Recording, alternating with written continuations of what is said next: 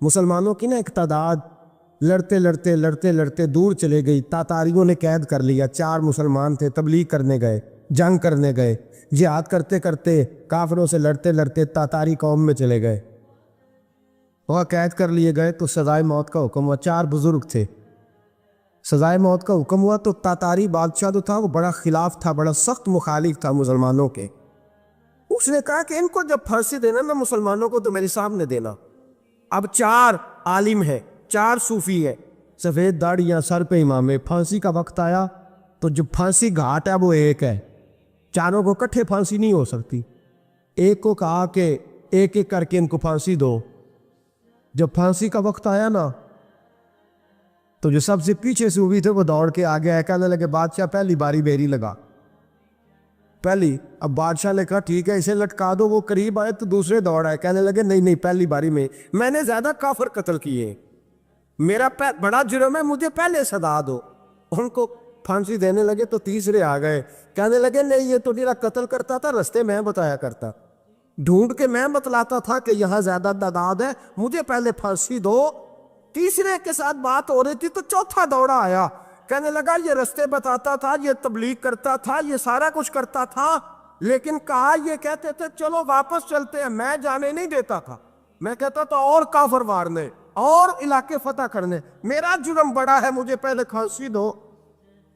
بادشاہ کہنے لگا مجھے 35 سال ہو گئے حکومت کرتے، بڑی دنیا کو پھانسی دی ہے، لوگ تو ایک دوسرے کو دھکے دیتے ہیں کہ پہلے تو جا پہلے تو جا، اور تم کیسی قوم ہو کہ ایک دوسرے پہ قربان ہو رہے ہو۔ کہنے لگا تم ایک باپ کی اولاد ہو، جاگ رہے ہیں آپ لوگ؟ تاتاری بادشاہ، کافر بادشاہ، اسلام کی مخالفت کرنے میں ایک باپ کی اولاد ہو کا نہیں، ایک قبیلے کے رہنے والے ہو کا نہیں، ایک ملک کے رہنے والے ہو نہیں۔ اس نے کہا رشتہ کیا ہے تمہارا، رشتہ کیا ہے؟ تو بول کے کہنے لگے خدا ایک ہے، نبی ایک ہے، خدا ایک ہے اور نبی منفعت ایک ہے، اس قوم کی نقصان بھی ایک ہی، سب کا نبی اللہ بھی، قرآن بھی ایک۔ کیا ہی اچھا تھا ہوتے اگر مسلمان بھی ایک، یوں تو سید بھی ہو، مرزا بھی ہو، افغان بھی ہو، تم سبھی کچھ ہو، بتاؤ کہ مسلمان بھی ہو۔ فرمایا ہمارا اللہ ایک ہے، نبی ایک ہے، تو کہا پھر ایک دوسرے پہ جان کیوں دیتے ہو؟ فرمایا ہمارے نبی نے ہمیں بھائی بھائی بنا دیا ہے، بھائی کا دل نہیں کرتا اس کی آنکھوں کے سامنے بھائی چلا جائے، ہمارا دل نہیں کرتا پہلے مجھے دے پہلے مجھے دے۔ بادشاہ کہنے لگا تمہارا جذبہ مجھے متاثر کر گیا، جاؤ میں تم چاروں کو آزاد کرتا ہوں، تمہیں آزاد کرتا ہوں۔ میرے دوستو یہ رنگ تھا، دیکھیں نا، یہ اس ترتیب نے نظام دیکھا نا، اس فلک نے پہلی بار دیکھا، اس زمین نے پہلی بار، اور میرے حضرت صاحب فرمایا کرتے تھے زمین تڑپ کے روئی، اس نے پہلی دفعہ دیکھا۔ حضرت ابو عبیدہ بن جراح نے میدان بدر کے اندر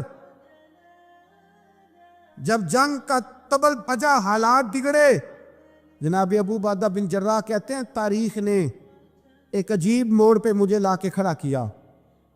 آپ فرماتے ہیں میرے لیے اللہ نے جو آزمائش رکھی وہ سب سے بڑی رکھی۔ فرمانے لگے جب میں میدان میں نکلا تو کافروں نے میرے سامنے جس کو لا کے کھڑا کیا وہ میرا سگا باپ تھا۔ اور فرماتے ہیں اب مشکل بن گئی، عشق تے اگ دوویں ایک برابر، تے عشق دا سیک بدھیرا، اگ تے ساڑے ککھ تے کانے، تے عشق ساڑے تن میرا، تے اگ دا دارو می تے پانی، کوئی دسے ہے عشق دا دارو کیڑا، بلے شاہ تھے کچھ بھی نہیں بچدا جتھے عشق ہوراں دا ڈیرا۔ فرمانے لگے اب میرے لیے سامنے باپ، ادھر بیٹا۔ آپ فرماتے ہیں 2 رستے تھے، باپ بچاؤں یا رسول اللہ کا دین بچاؤں۔ 1 منٹ تھا فیصلہ کرنے کے لیے کہ ابا بچے گا یا دین بچے گا، کفر بچے گا یا اسلام بچے گا۔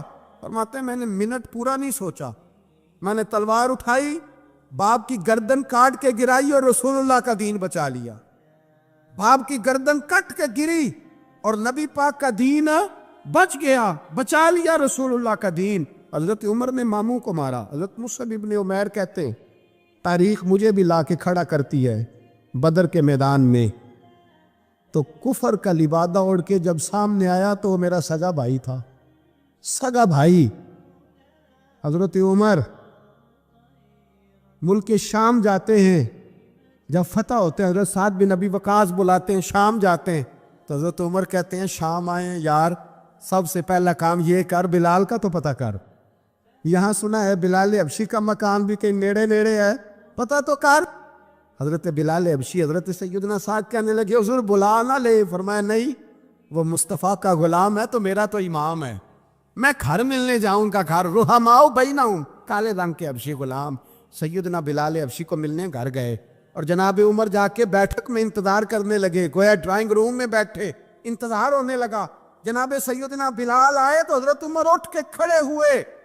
ملک شام کے لوگوں نے یہ منظر عجیب دیکھا کہ جناب عمر فاروق ایک حبشی کے لیے کھڑے ہوئے، اور جب کھڑے ہوئے تو حضرت بلال کہنے لگے عمر بیٹھ جاؤ، یہ کیا کر رہے ہو؟ حضرت سیدنا عمر رو پڑے، کہنے لگے بلال تو حبشی پہلے تھا، جب سے رسول اللہ کا غلام بنا ہے ساری امت کا امام بن گیا، ساری امت کا تو امام بن گیا ہے جب سے تو نبی پاک صلی اللہ تعالی علیہ وسلم کا غلام بن۔ بھائی یاد رکھے، جب اشداء علی الکفار کی بات تھی تو اپنے سگے قتل ہو گئے، اور جب رحماء بینہم کی بات تھی تو پھر یہ نہیں دیکھا یہ حبشی ہے۔ توجہ ہے میری بات پر؟ جاگ رہے نا آپ لوگ؟ ادھر دیکھیں، پھر یہ نہیں دیکھا کہ یہ حبشی ہے، یہ رومی ہے، یہ کون ہے، پھر یہ دیکھا کہ یہ رسول اللہ کا غلام ہے صلی اللہ ہو۔ ہمارے ہاں تو نفرتیں پھیل گئی ہو، او بس کرو جی بنگالیوں سے جان چھڑاؤ، او بس کرو جی فلانے سے، او بس کر یار، رہن سہن اپنا اپنا ہوتا ہے، لیکن مسلمان جس طرح کا بھی ہو اس کے ساتھ نفرت کرنے کی اجازت نہیں ہے۔ پہلی بات اشداء علی الکفار، دوسری بات رحماء بین، اب تیسری بات ہے تراہم رکعا سجدا یبتغون فضلا من اللہ ورضوانا۔ میں نے جو شروع میں بات کی تھی نا کہ اگر خانہ کعبہ میں 40-50 لاکھ حاجی مل کے دعا ہی مانگ لیتا، دعا ہی مانگ لیتا مل کے تو کمال ہو جاتا۔ حضرت ابو بکر صدیق رضی اللہ تعالیٰ عنہ سے کسی نے پوچھا تھا بدر میں فتح کیسے ہوئی؟ اب بھی مسلمان کہتے ہیں نہیں جی کیسے لڑیں گے جی، ہمیں اپنا بڑا مسئلہ ہے۔ یہ کمزور لوگوں کی باتیں، کمزور جو خدا والے ہوتے ہیں ان کی یہ سوچ نہیں ہوتی، یہ آرزو کرم اور میں آپ سے کروں، یہ بھیک اس کو جی دیے جس کا خدا نہ ہو۔ یہ کمزور لوگ ہیں جو کہتے ہیں نہیں کیسے ہوگا، کس طرح ہوگا، جن کو پتا ہو کہ ہماری غیبی طاقت ہے، ہماری۔ حضرت ابو بکر صدیق رضی اللہ تعالیٰ پوچھا جناب بدر میں کیسے جیت گئے؟ تلواریں زیادہ تھی، نیزے زیادہ تھے، یا آپ کو جاسوسی زیادہ تھی، پتہ زیادہ تھا کہ یوں قابو آئیں گے کافر؟ ابو بکر صدیق فرمانے لگے نہ نیزوں سے جیتے نہ تلواروں سے جیتے، ہم جو بدر میں جیتے ہیں تو مصطفیٰ کی نمازوں سے جیتے، ہمیں جو بدر میں کامیابی ملی تو رسول اللہ کی دعاؤں کی برکت سے ملی۔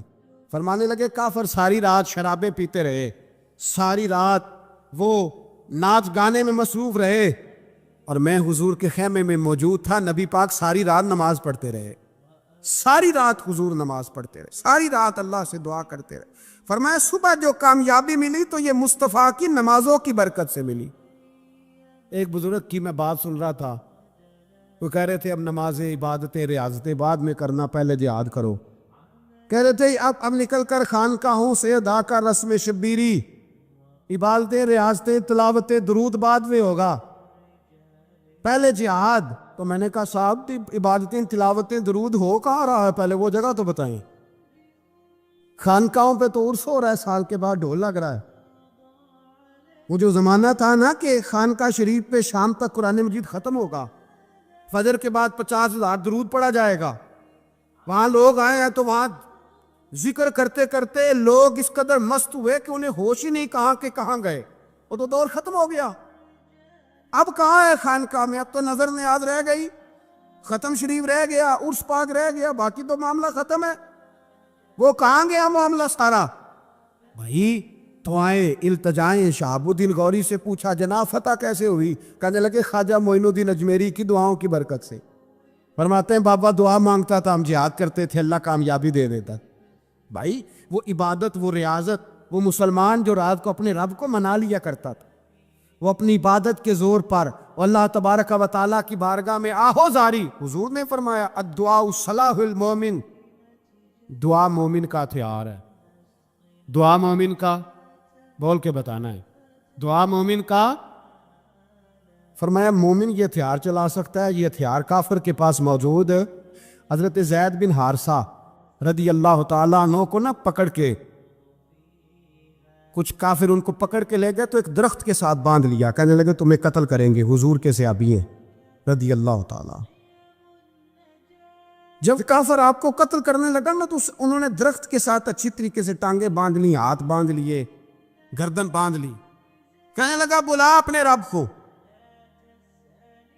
تو حضرت زید رضی اللہ تعالیٰ عنہ فرمانے لگے میں تو شہید ہونے کو تیار تھا، لیکن تو نے آزمانے کا پروگرام بنایا تو ٹھیک ہے، میں پھر بلانے لگا ہوں اپنے رب کی مدد کو، اے اللہ مدد فرما۔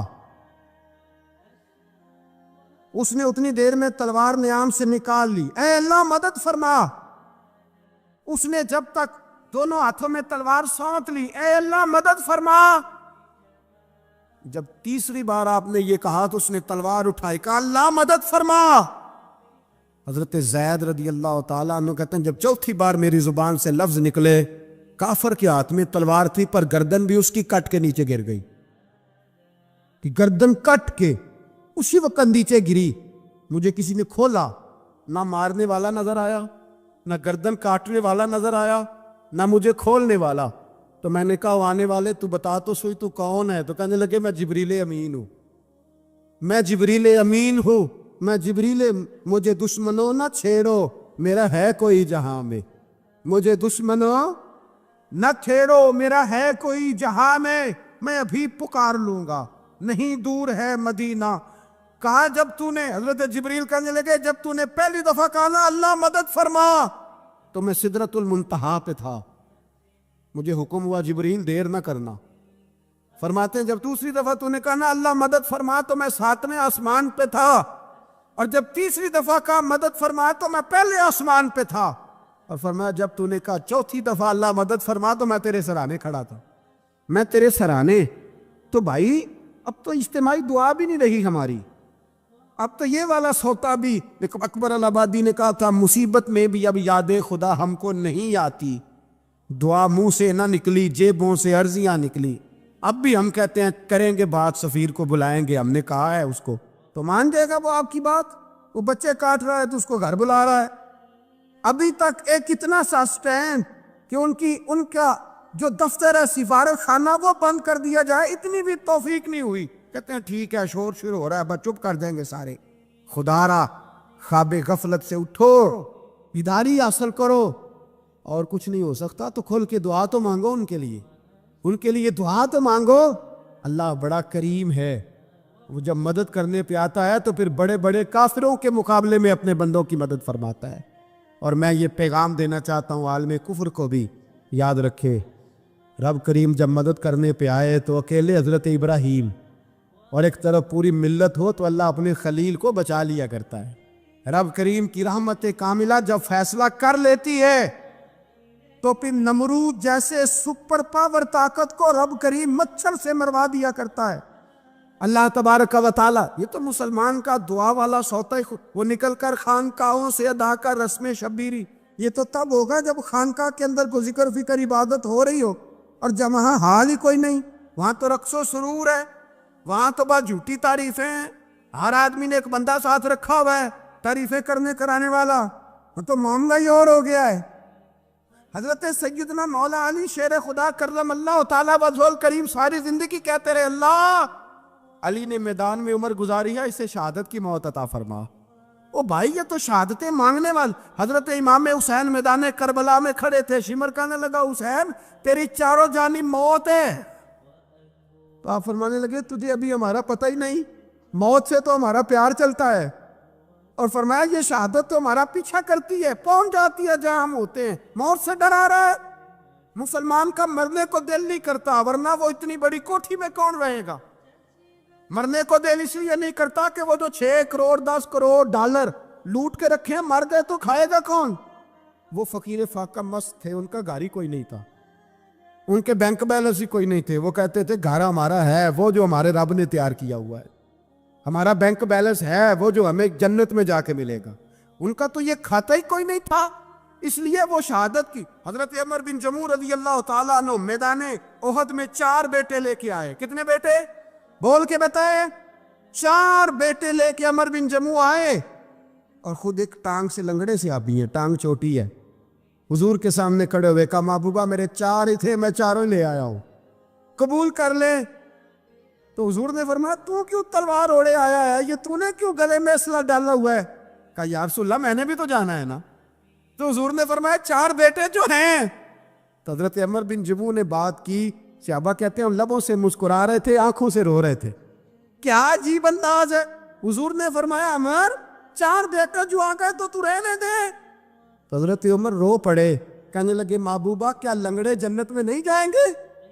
کیا حضور میں لنگڑا ہوں تو میرے لیے جنت کوئی نہیں؟ میرے حبیب پاک سید عالم صلی اللہ علیہ وسلم نے فرمایا عمر تو ضرور جنت میں جائے گا۔ کہا محبوبہ پھر بچے بعد میں جائیں گے، میں پہلے میدان میں جاؤں گا۔ مسلمان کی سوچ کے خلاف ہے یہ بات، یہ قرآن کی فکر کے خلاف ہے کہ اپنی فکر کرو۔ برما کے لیے، کشمیر کے لیے، فلسطین کے لیے بات نہ کرو، اپنی فکر کرو۔ یہ قرآن کی سوچ کے خلاف ہے، یہ قرآن کے پیغام کے خلاف ہے۔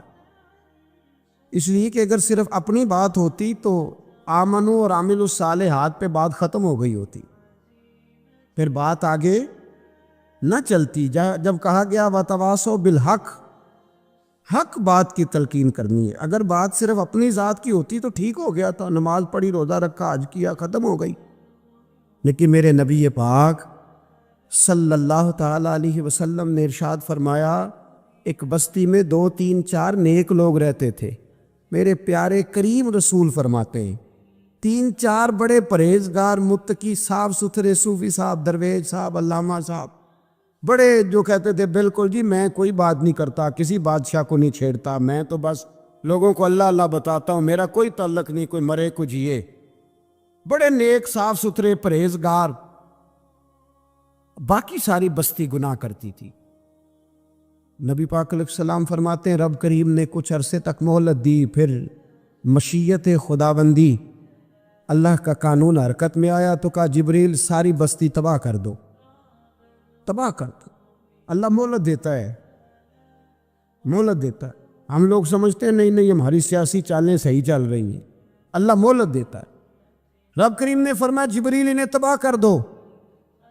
تو حضرت جبریل امین علیہ السلام نے عرض کی مولا وہاں تو تیرے 3 4 بڑے نیک بندے بھی رہتے ہیں، بڑے پرہیزگار، سچ بولنے والے، دیانتداری والے، حاجی صاحب، نمازی صاحب، صوفی صاحب، پیر صاحب، بڑے خوبصورت، ان کا کیا کریں؟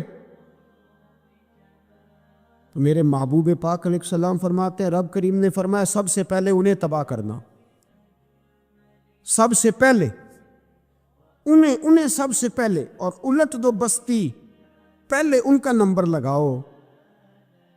یا اللہ ان کی کیا غلطی ہے؟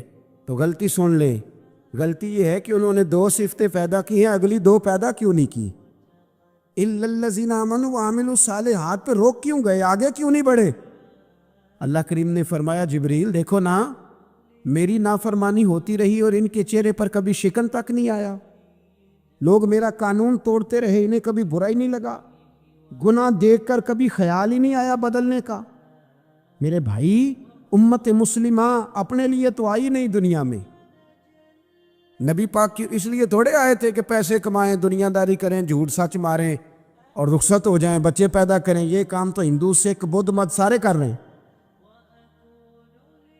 تو فقط اس کام کے لیے تھوڑی آیا ہے۔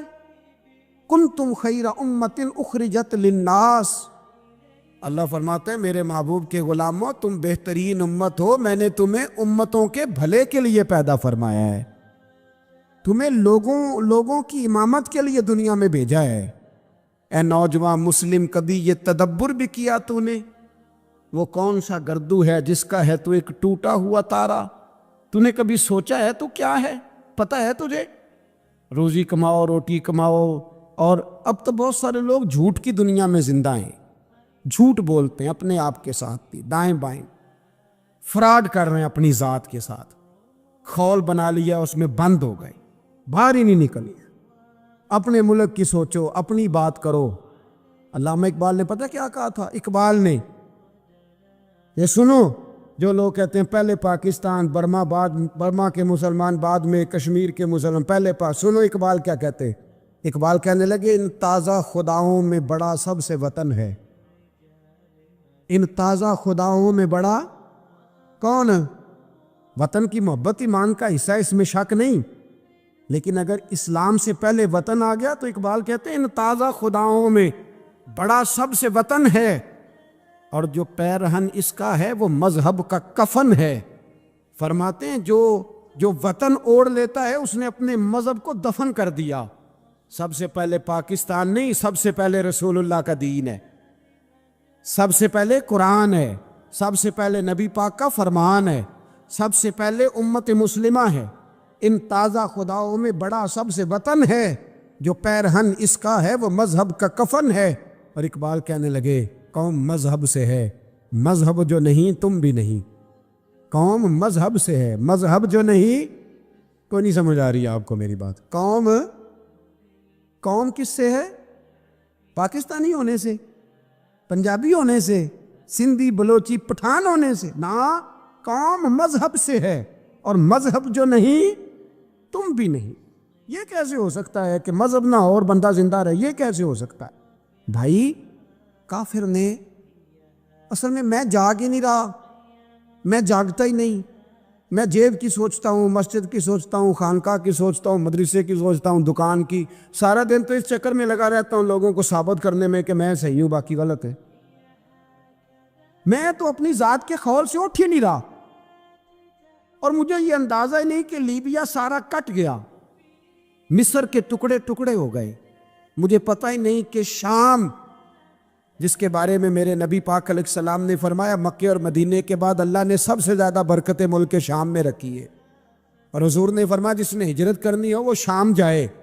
اتنا اعلیٰ ملک سارا کٹ گیا، 4,000 لوگ ایک دن میں قتل ہو گئے، پر میرا گھر آباد ہے نا، کوئی حرج نہیں، وہ کٹتے ہیں تو وہ دور ہیں، کٹتے رہے۔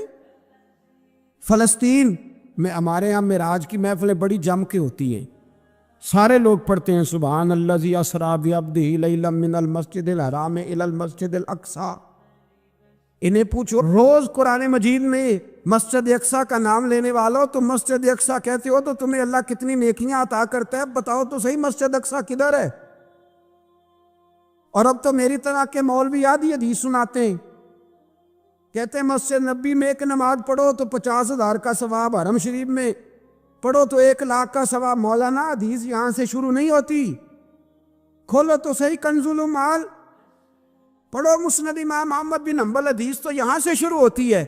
میرے نبی پاک نے فرمایا مسجد اقصیٰ میں جس نے ایک نماز پڑھی 25,000 کا ثواب، اور میری مسجد میں جس نے ایک نماز پڑھی 50,000 کا ثواب، اور اللہ کے گھر بیت اللہ جس نے پڑھی 1,00,000 کا ثواب۔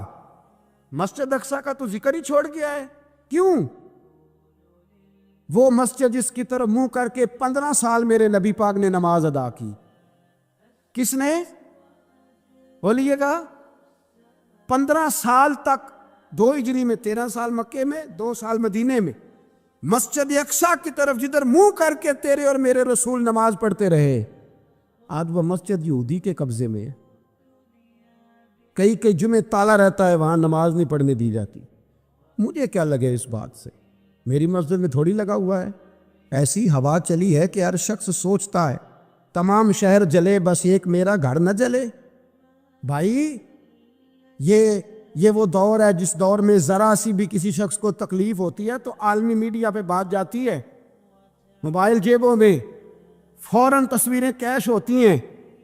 میں اور آپ، ہمارا اس قوم سے تعلق ہے جس قوم کے بچے کٹ گئے، ذبح ہو گئے، عورتوں کے پستان کاٹ کے برما کے بدھوں نے ان کے کباب بنا کے کھا لیے، چھوٹے چھوٹے بچوں کی لاشیں انہوں نے لٹکا ڈالی، اور یہاں میں حکومت کی کیا بات کروں، یہاں کسی سیاستدان کو مکھی کاٹ جائے تو ہمارے پھٹے آباد ہو جاتے ہیں بحث کرنے کے لیے۔ ہمارے اپنے لوگ، عام آدمی نہیں بات کرتا، عام آدمی نہیں نکلتا، عام شخص کو فکر ختم ہو گئی۔ بھائی سب سے بڑھ کر بہترین مسجد کے خطیب امام حسین تھے۔ مسجد نبی سے بڑی بھی کوئی مسجد ہوگی جس ممبر پر رسول پاک بیٹھ کے خطبہ دیا کرتے تھے، اور میرے مصطفیٰ کے آستانے سے بڑا بھی کوئی آستانہ ہوگا جس کی سجادگی امام حسین کے پاس تھی۔ کہتے ہیں ہمارا کیا تعلق، ہمیں کیا لگے، جو مرضی ہوتا پھرے۔ امام علی مقام آرام سے مسجد نبی میں بیٹھے تھے، زمانہ پوری دنیا سے جاتا تھا، ہاتھ چومتا تھا، قدموں میں بیٹھتا تھا. اتنے بڑی عظمت والی بھی کوئی شخصیت ہوگی جس کے رگوں میں رسول اللہ کا خون دوڑتا ہے, جسے حضور اپنی زبان مبارک اس طرح وہ چوسا کرتے تھے جیسے عرب کے لوگ پیاس کے عالم میں کھجور چوسا کرتے تھے. اتنا بڑا بھی کچھ شخص تھا, لیکن جب دین پہ کڑا وقت آیا تو حسین نے مسجد کی خطابت نہیں بچائی, آستانہ نہیں بچایا. امام علی مقام نے کہا کوفہ لٹتا ہے تو لٹتا رہے, دمشق میں فساد ہوتا ہے تو ہوتا رہے, وہ ملک شام کی بچیاں رو رہی ہیں تو روتی رہیں کہ ہم پہ یزید قابض ہو گیا, میری مسجد آباد ہے, کافی ہے نا. امام حسین نکلے اور نکل کے کہنے لگے جنت البقیع والی جگہ پہ کھڑے ہو کے, یا رسول اللہ میں جا رہا ہوں اور آپ کے لیے جا رہا ہوں, اس لیے کہ مجھے اس شام کو بچانا ہے جس شام میں رسول اللہ کا کلمہ پڑھنے والے لوگ بستے ہیں. مجھے کوفہ, دمشق, مصر کے لوگوں کو بچانا ہے. نانا تیرے کرم کے خزینے کی خیر ہو, میں جا رہا ہوں تیرے مدینے کی خیر ہو. نکل کھڑے ہوئے امام علی مقام, میدان میں نکلے. کس کے خلاف؟ کون تھا یزید؟ مسلمان تھا. اس وقت تک تو سب نے مسلمان لکھا ہے, جس نے کافر کہا شہادت امام حسین کے بعد کا. جرم کیا تھا؟ میری گردن جھک جاتی ہے جب میں یہ بات کرتا ہوں, ایمانداری سے کہہ رہا ہوں, جوش خطابت نہیں, میری گردن جھکتی ہے جب میں یہ لفظ ادا کرتا ہوں. امام علی مقام اس شخص کے خلاف نکلے. سارے خطبے امام حسین کے پڑھ کے دیکھو. امام حسین نے فرمایا یزید شرابی ہے. شرابی مسلمانوں کا حکمران ہو سکتا؟ آپ نہ بولیں بے شک, پر بات تو سچی ہے نا. امام حسین نے فرمایا شرابی کو ووٹ دیا جا سکتا؟ فرمایا رنڈیوں کا ناچ دیکھتا ہے جو مجرے دیکھے, جو رنڈیوں کے ناچ دیکھے وہ مسلمانوں کا حکمران ہو سکتا؟ امام حسین میدان میں نکلے اور 18 سال کے علی اکبر سے لے کر 6 مہینے کا علی اصغر دے دیا.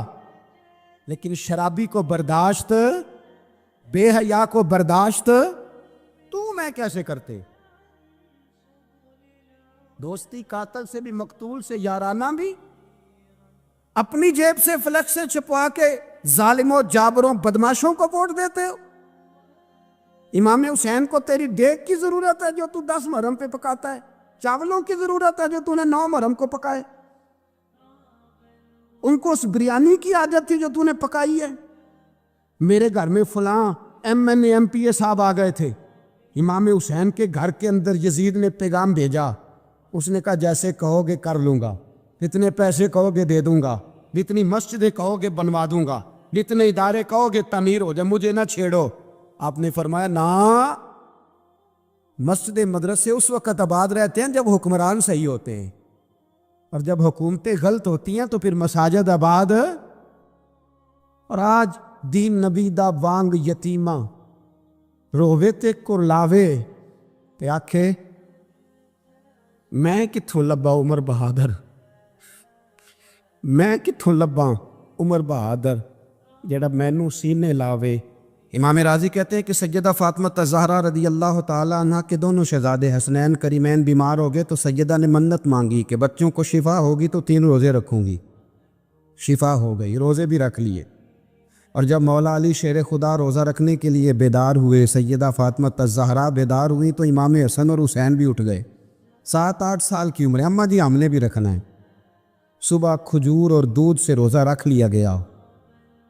این افطاری کے وقت مولا علی کہتے ہیں فاقے چل رہے تھے, کہیں سے میں جون لایا تھوڑے سے. سیدہ فاطمہ الزہرا نے پیس کر روٹیاں پکائیں. وہ وقت جو بڑا مشکل ہوتا ہے افطار کا, کہتے ہیں اس وقت جب کھانے کے لیے بالکل ہاتھ آگے بڑھنے لگے اور امید تھی کہ ابھی سیدنا بلال اللہ اکبر کہیں گے تو روزہ کھلے گا, لیکن ابھی چند ہی منٹ رہتے تھے کہ دروازے پر ایک فقیر نے صدا دی. کہنے لگا سارے مدینے کے دروازے کھٹکھٹا آیا ہوں, قحط ہے, فاقہ ہے, اے رسول اللہ کے خاندان والو, میں یتیم ہوں. کسی نے بتایا ہے کہ اور کوئی دروازہ کھلے نہ کھلے, سیدہ کا دروازہ تیرے لیے ضرور کھلے گا. کیا یتیم کو روٹی ملے گی؟ تو حضرت مولا علی نے بچوں کی طرف دیکھا ہی تھا کہ امام حسن ساری روٹیاں جا کے دروازے پہ دے آئے. کھجور اور پانی سے افطار ہو گیا. صبح پھر کھجور اور دودھ سے روزہ رکھا. امام راضی کہتے ہیں این وہ وقت جب افطار کا ٹائم آیا تو پھر دروازے پہ کسی نے صدا دی، کہا رسول اللہ کے خاندان والوں میں مسکین ہوں، رات سے روٹی کھائی ہے، نہ صبح کھا سکا نہ دوپہر، کسی نے بتایا ہے کہ اس دروازے سے خالی کوئی نہیں جاتا۔ امام حسن نے پھر سارا لنگر اٹھایا اور پھر جا کے دے دیا۔ تیسرا دن پھر ہوا، مجھے لگتا ہے کہ جب افطار کا ٹائم آیا ہوگا نا تو یہ خود ہی سارے دروازے پہ دیکھتے ہوں گے، یہ کوئی آیا نہیں لینے والا ابھی تک۔ لگتا ہے کہ نظریں دروازے پہ تھیں۔ عین افطار کے وقت 3 روٹیاں جب جاؤں کی پک کے آئی، ایک بھکاری نے صدا دی، کہنے لگا میں قیدی ہوں، آج ہی قید سے رہائی ملی ہے، پہلے دن کسی کے دروازے پہ صدا ملی ہے، دی ہے روٹی ملے گی۔ امام حسن وہ کھانا دے کے واپس لوٹے، کھجور اور پانی سے افطار ہوا، اور جیسے ہی مسجد نبوی میں تینوں باپ بیٹا نماز پڑھنے گئے تو مولا علی کہتے مجھے بتانا نہیں پڑا، رسول کریم نے میری طرف دیکھ کے فرمایا علی تیرا، فاطمہ کا، حسن اور حسین کا 3 دن والا عمل خدا کو بھی بڑا پسند آیا ہے اور محمد مصطفیٰ کو بھی بڑا پسند آیا ہے، وہ بڑا پسندیدہ عمل۔ میں کہتا ہوں کہ حضرت فاطمہ نے نا ان کی تربیت پہلے ہی کر دی تھی، 3 دن بغیر افطار کے روزہ رکھنے، وہ ٹریننگ گھر سے ہو چکی تھی۔ اب میدان کربلا میں 3 دن بھوکا پیاسا رہنا ان کے لیے مشکل نہیں تھا۔ حضرت جناب سیدہ زینب بنت ابی رافع کہتی ہیں کہ سیدہ فاطمہ الزہرا نا ایک دن اپنے دونوں شہزادوں کو لے کے، جب حضور کی طبیعت مبارک بظاہر علیل تھی جس میں حضور کا وصال ہوا، دونوں شہزادے لے کے سیدہ فاطمہ نبی کریم کی بارگاہ میں گئی، کہنے لگی یا رسول اللہ میرے بچوں کو کچھ دیجئے۔ سیدہ پاک تو حضور اٹھ کے بیٹھ گئے، اس کندھے سے امام حسن کو لگایا اور اس سے امام حسین کو لگایا اور فرمایا فاطمہ یہ جو میرا حسن ہے نا اس کو میں اپنی ہیبت اور سرداری دیتا ہوں، اور فرمایا یہ جو میرا حسین ہے نا حسین کو میں اپنی جرت اور سخاوت دیتا ہوں، میرا حسین جرت مند ہوگا اور سخی ہوگا۔ داتا گانج بخش علی حجویری، امام الاولیاء، سید الاصفیاء، داتا صاحب کشف المعجوب میں فرماتے ایک دن نا امام حسین کے پاس ایک شخص آیا بڑی دور سے کچھ مانگنے، کہا حضور کچھ دیجئے۔ وہ شخص کہتا ہے کہ میرا ظرف یہ تھا کہ 4-5 دینار ملیں گے، تو امام حسین فرمانے لگے تھوڑی دیر بیٹھ جا، رزق آ رہا ہے۔ تو امام حسین کو حکومت وقت کی طرف سے نا 5 تھیلیاں ملی، جس میں ایک تھیلی میں 500 اشرفیاں تھیں، 5 تھیلیاں آئیں، لیکن اس کو آنے میں نا ذرا دیر ہو گئی۔ وہ 5 تھیلیاں جب آئی نا تو امام حسین اس کی طرف 5 تھیلیاں بڑھا کے نا، ذرا دیکھنا میری طرف غور سے، 5 تھیلیاں بڑھا کے نا تو فرمانے لگے میاں جتنا تجھے انتظار کرایا نا اتنی ہم تیری حاجت پوری نہیں کر سکے، تو یہ نہ محسوس کرنا کہ حسین کے دروازے پہ بیٹھا بھی رہا ہوں تو ملا کیا ہے، یہ نہ محسوس کرنا۔ وہ شخص کہتا ہے جب میں نے وہ تھیلیاں کھولی اور پھر میری نظر امام حسین پہ پڑی تو میرے اندر سے آواز آئی اگر حسین ابن علی اتنے سخی ہیں تو محمد عربی کتنے سخی ہوں، اگر یہ معیار ان کا ہے، ان کا یہ معیار ہے، اور خود بھیک دیں خود ہی کہیں منگتے کا بھلا ہو، خود کہنے لگے جتنا انتظار کرایا ہے اتنی تیری مدد کر سکے۔ یہ سخاوت کا معیار تھا، یہ طریقہ تھا۔ ایک دفعہ سیدنا امام حسین رضی اللہ تعالیٰ عنہ کے گھر کے اندر نا 5000 دینار آئے، مسجد میں تھے، آپ کو 5000 دینار ملے تو امام زین العابدین کہتے ہیں کہ مسجد سے لے کر گھر آنے تک امام حسین نے 5 کے 5000 اللہ کے رستے میں خیرات کر دی۔ فرماتے میں نے کہا ابا جی 5 دینار کی گھر میں ضرورت تھی، مالاں والے سخی نہیں ہوندے تے سخیاں کل مال نہیں ہوندا، ایتھے اوتھے دوویں جہانی سخی کنگال نہیں ہوندا۔ کہا ابا جی 5 دینار کی گھر میں ضرورت تھی، تو کہتے ہیں مجھے فرمانے لگے بیٹا یہ جن کو میں نے دیا ہے نا یہ گھر کے لیے ہی دیا ہے، یہ گھر کے لیے ہی دیا ہے، جن کو دیا ہے تمہارا کیا خیال ہے، یہ باہر خرچ ہوا ہے، یہ گھر کے لیے ہی ہے۔ اس لیے کہ جب انسان دوسروں پر شفقت کرتا ہے تو اللہ اس کے گھر پہ رحمت فرماتا ہے۔ امام حسین کے مزاج میں پہلی بات میں نے ذوق عبادت کی عرض کی، دوسری بات عرض کر رہا ہوں کہ صحابہ حضرت اسامہ بن زید بڑے پیارے ہیں میرے نبی کریم کے، بڑے پیارے۔ حضرت اسامہ بن زید کے بارے میں سیدہ عائشہ صدیقہ فرماتی ہیں ان کے ناک سے اگر ریٹھ نکلتی تھی تو اللہ کے رسول اپنے دست مبارک سے صاف کر دیتے تھے، اور سرکار فرماتے تھے کہ اگر اسامہ لڑکی ہوتا نا، ان کے غلام کے بیٹے تھے حضرت زید بن عامر، اگر یہ لڑکی ہوتا میں اسے زیور پہناتا. بڑے پیارے تھے. لیکن جب ان کا آخری وقت آیا نا تو 60,000 دینار کا قرضہ تھا.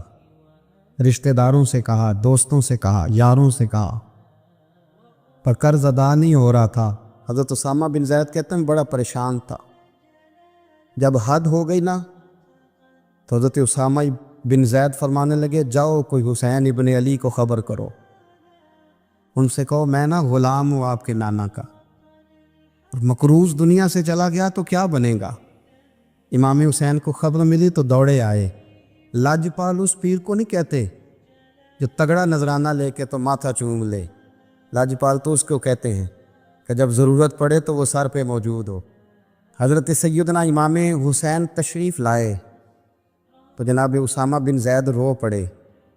کہنے لگے حضور میں نے نا غلامی کی ہے آپ کے نانا کی، اور اس غلامی پہ ناز ہے. اب 60,000 دینار کا قرضہ لے کے دنیا سے جاؤں گا تو میری قبر پہ بوجھ رہے گا.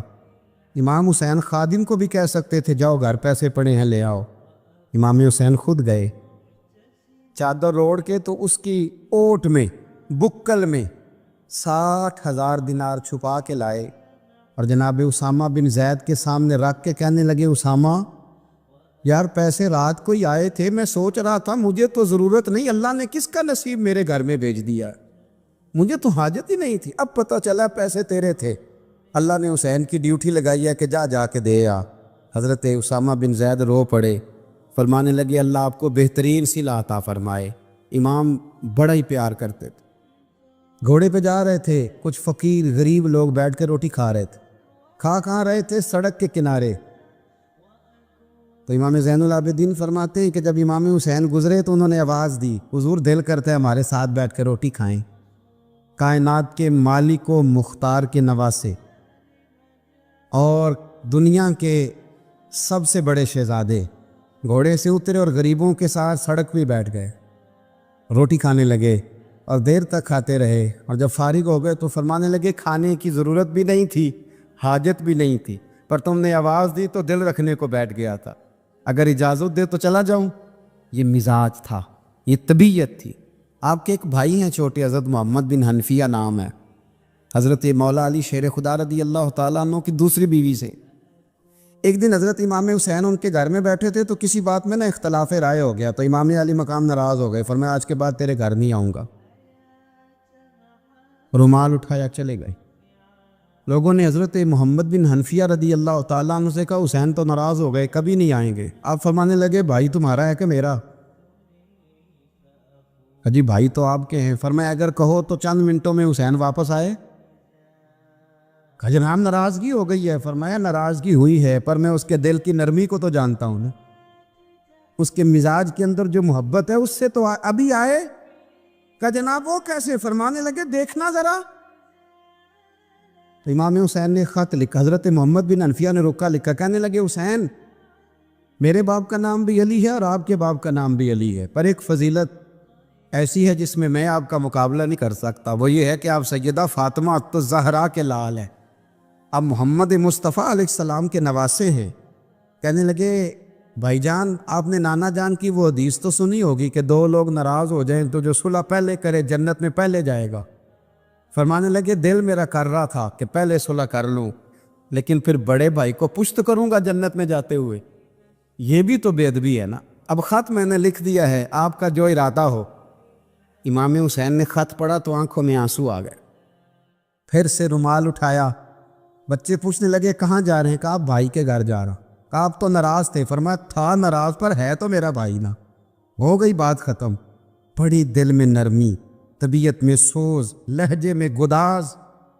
حضرت امیر معاویہ رضی اللہ تعالیٰ عنہ نے ایک شخص کو بھیجا مدینہ منورہ شان سے، تو اس نے کہا میں نے امام حسین سے ملنا ہے، تعارف کیا ہے؟ جناب امیر معاویہ فرمانے لگے مسجد نبوی میں جانا جس کے گرد لوگ سب سے زیادہ ادب سے بیٹھے ہوں اور جس کی باتیں سب سے زیادہ میٹھی ہوں اور جس کی نظریں سب سے زیادہ جھکی ہوں اور جس کے چہرے پر تمہیں سب سے زیادہ وقار نظر آئے، وہی علی کے بیٹے حسین ہوں گے. جو سب سے زیادہ تمہیں وہاں ماحول کے اندر جو شخص نظر آئے پوچھنے کی ضرورت نہیں پڑے گی. وہ شخص کہتا ہے میں مدینے آیا تو میں نے واقعی ایک شخص کو دیکھا کہ شہد کے گرد مکھیوں کا اتنا ہجوم نہیں ہوتا جتنا امام حسین کے گرد رسول اللہ کے غلاموں کا ہجوم تھا، لیکن نظریں جھکی ہوئی، باتیں میٹھی، لہجہ گداز گداز، لفظوں میں رانائی، اور لوگ کئی باتیں پوچھتے تو علی کے صاحبزادے ایک آدھ جملہ بولتے تو لگتا یہ کہ وہ جملہ سیدھا دل میں اترتا چلا جاتا ہے. امام علی مقام کے کردار میں نا کچھ باتیں بڑی زیادہ تھیں، بہت زیادہ تھیں، بڑا حسن تھا. ایک بات تو یہ تھی امام حسین رضی اللہ تعالیٰ عنہ کا علم و فضل بڑا کمال کا تھا. ایک دفعہ صحابہ میں مسئلہ بن گیا کہ بچہ پیدا ہوتا ہے تو اس کا وظیفہ کیسے لگانا ہے. امام حسین کا علم و فضل بتا رہا ہوں، علم و فضل. تو بات بڑی پیچیدہ ہو گئی. حضرت عبداللہ ابن زبیر کے پاس لوگ آئے، کہنے لگے کہ آپ بڑے صاحب علم و فضل ہیں، آپ نے حضور علیہ الصلوۃ والسلام کے ساتھ وقت گزارا ہے، تو مسئلے کو حل کریں کہ بچہ پیدا ہونے کے بعد حکومت اگر وظیفہ لگائے گی تو کب لگائے گی. جب بحث طول پکڑ گئی، مسئلہ حل نہیں ہوتا تھا، تو حضرت عبداللہ ابن زبیر کہنے لگے ہم سے نہیں حل ہوگا. ایک بندہ ہے جس کے سینے میں رسول اللہ صلی اللہ تعالیٰ علیہ وسلم کے نور نبوت کا فیضان ہے، وہ یہ مسئلہ حل کریں گے. تو کہا وہ کون سے؟ آپ فرمانے لگے جب ہم سے مسائل حل نہیں ہوتے تو ہم ان کے علم سے فائدہ اٹھاتے ہیں. کہا کون ہے؟ کہا جناب امام حسین. تو لوگ حضرت امام حسین کے پاس گئے کہ حضرت یہ ایک مسئلہ الجھ گیا ہے کہ بچہ پیدا ہو تو وظیفہ کب لگانا ہے. فرمایا الجھنے والی بات ہی کوئی نہیں، پیدا ہونے کے بعد جب وہ پہلی دفعہ آواز نکالے تو اس کا وظیفہ لگا دو. اس کا مطلب یہ ہے کہ وہ دنیا میں آ گیا ہے، اس نے اپنے آنے کا اظہار کر دیا ہے، اعلان کر دیا ہے، اب اس کا وظیفہ لگا دو. تو اس پر پھر صحابہ کا اتفاق ہو گیا. امام حسین کے علم سے، فضل سے لوگ فیض اٹھاتے تھے.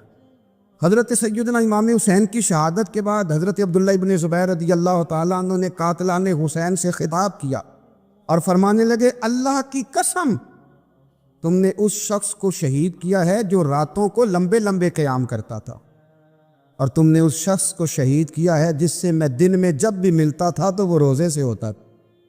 تم نے اس شخص کو شہید کیا جو قائم اللیل تھا، صائم الدہر تھا.